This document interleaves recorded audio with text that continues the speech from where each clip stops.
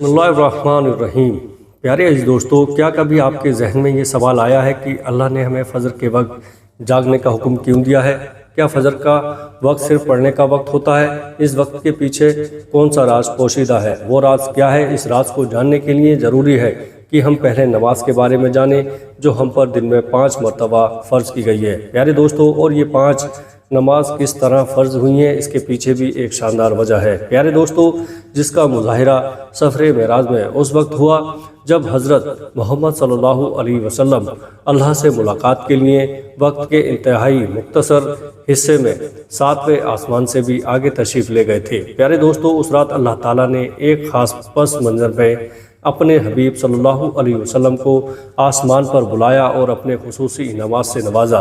इस मुबारक सफ़र में अल्लाह ताला ने अपने कुर्ब ख़ास से नवाजा, अम्बिया किराम से मुलाकातें करवाईं, जन्नत व जहन्नम का मुशाहिदा करवाया गया और नेकियों के अजर व सवाब और बुरों के अंजाम व अजाब का नज़ारा करवाया। इस अजीम सफ़र में बहुत से इनामात से नवाजा गया, जिनमें एक ख़ास इनाम उम्मत के लिए नमाज का तोहफ़ा भी है और क़यामत तक के लिए इंसानों को अपने माबूद और खालिक से करीब करने का अजीम तोहफ़ा है। और इबादत यानी नमाज इसी सफ़र में अता की गई। मेराज की रात जब आप सल्लल्लाहु अलैहि वसल्लम को अल्लाह पाक ने 50 नमाज का हुक्म दिया, तो हज़रत मूसा अलैहिस्सलाम के कहने पर आपने अल्लाह ताला से 50 नमाज में नरमी की दरख्वास्त की। प्यारे दोस्तों, और ऐसा कई बार हुआ, यहाँ तक कि अल्लाह पाक ने उम्मत मुहम्मदिया सल्लल्लाहु अलैहि वसल्लम के लिए दिन में 5 नमाज का हुक्म दिया, जिसके बाद भी हज़रत मूसा अलैहिस्सलाम ने हुजूर सल्लल्लाहु ताला अलैहि वसल्लम को 5 नमाज में कमी के लिए अल्लाह के पास एक बार फिर जाने का मशवरा दिया।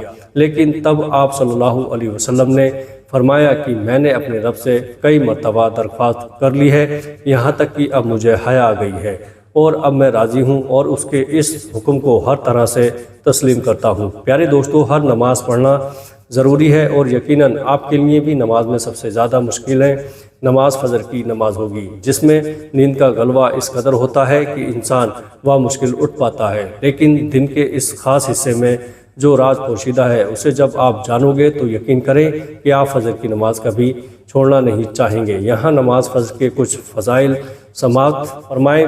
5 नमाज़ों में से सबसे अहम नमाज फ़जर की है। इसकी अहमियत का अंदाज़ा इस बात से लगाएं कि अल्लाह ताला फ़जर के वक्त किसकी कसम उठाता है और फरमाता है, कसम है फ़जर की और उस 10 रातों की और जुफ़ और ताक की और रात की जब वो चलने लगे। यकीनन इसमें अक्लमंद के लिए बड़ी कसम है। हज़रत आयशा सिद्दीक़ा रज़ी अल्लाह ताला अन्हा से रिवायत है कि हुज़ूर सल्लल्लाहु ताला अलैहि वसल्लम इरशाद फरमाते हैं कि फ़जर की 2 रकात दुनिया और इस दुनिया भर में जो कुछ है उन सबसे बेहतर है। याद रखें कि फ़जर की वह जमात नमाज एक मुसलमान की सदाकत और उसका ईमान परखने की कसौटी है।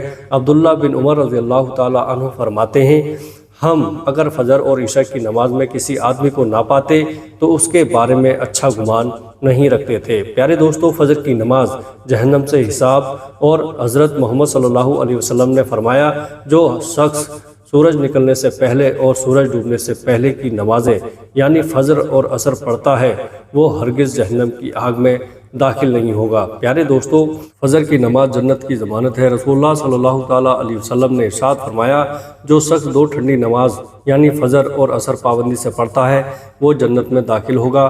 फ़जर की नमाज ना पढ़ने पर हज़रत अब्दुल्ला रज़ी अल्लाह ताला अन्हु से रिवायत है कि नबी करीम सल्लल्लाहु ताला अलैहि वसल्लम के सामने ऐसे शख्स का तज़किरा किया गया जो सुबह होने तक सोता रहता है, यानी फ़जर की नमाज अदा नहीं करता। तो आप सल्लल्लाहु अलैहि वसल्लम ने इरशाद फरमाया, ऐसे शख्स के कानों में शैतान पेशाब करता है।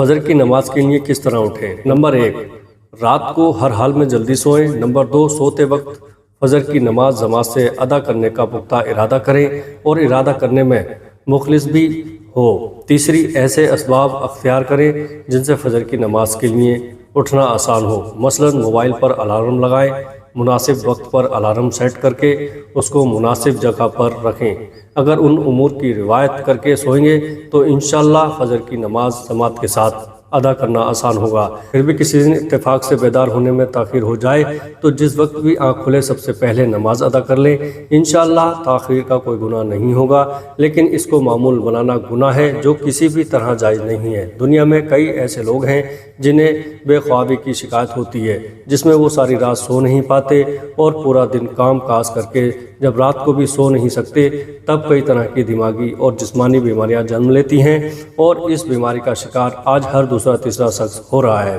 جس کی بڑی وجہ اللہ کے احکامات کو پیچھے چھوڑ کر دنیا کی رنگینیوں کے پیچھے بھاگ رہے ہیں۔ ساری رات جاگنے کے بعد فجر کے قریب کچھ دیر نیند آ جاتی ہے، لیکن وہ نیند جسم کو پرسکون نہیں رکھتی ہے، جس کی وجہ سے اکثر لوگ جاگتے ہیں اور ہر قسم کی دوائیوں کے استعمال کے باوجود جب سو نہیں پاتے تو وہ اللہ سے یہ سوال ضرور کرتے ہوں گے کہ اے اللہ، مجھے نیند کیوں نہیں آتی؟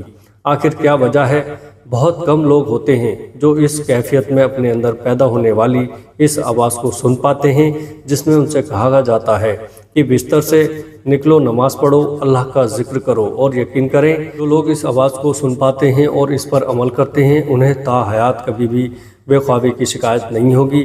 حدیث میں ہے، آپ صلی اللہ علیہ وسلم نے فرمایا کہ رات اور دن میں فرشتوں کی ڈیوٹی بدلتی رہتی ہے، اور فجر اور عصر کی نماز میں ڈیوٹی میں آنے والے اور رخصت پانے والوں کا اجتماع ہوتا ہے۔ پھر تمہارے پاس رہنے والے فرشتے جب اوپر چڑھتے ہیں تو اللہ تعالیٰ پوچھتا ہے، حالانکہ بہت زیادہ اپنے بندوں کے بارے میں جانتا ہے، کہ میرے بندوں کو تم نے کس حال میں چھوڑا ہے؟